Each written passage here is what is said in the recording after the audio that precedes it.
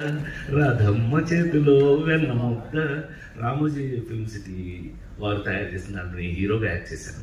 కానీ ఆ పాటలు అజరామరు. సరే, ఆయన కోపం వచ్చింది. ఏంట్రా నేను ఇంత కష్టపడి చేస్తే ఈ సినిమా సరిగ్గా ఆడలేదంటారా? నెక్స్ట్ ఏం సినిమా చేశాను చెప్పండి, దమ్ముంటే చెప్పండి. Thank you very much. ఇంకెవరు లేడీ అంటారు, అంత కుర్రలేనేమో అనుకున్నా. Ladies tailor.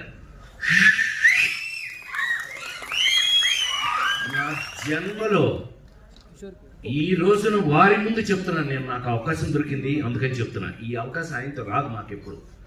కానీ వాళ్ళు చెప్తున్నారు, సార్ ప్రేమించి పెళ్ళాడు సినిమా తర్వాత ఆత్మహత్య చేసుకుందాం అనుకున్నాను నేను. అంతకుముందు డబ్బింగ్లు చెప్పేవాడిని, డబ్బులు వచ్చాయి, డబ్బింగ్ డబ్బులతో మద్రాసులో ఇల్లు కట్టే.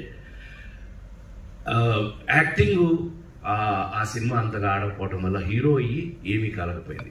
అంటే do or die. Ladies tailor cinema కనుక ఆడకపోతే దండేసి దండం పెట్టేవాళ్ళు ఇప్పటికి.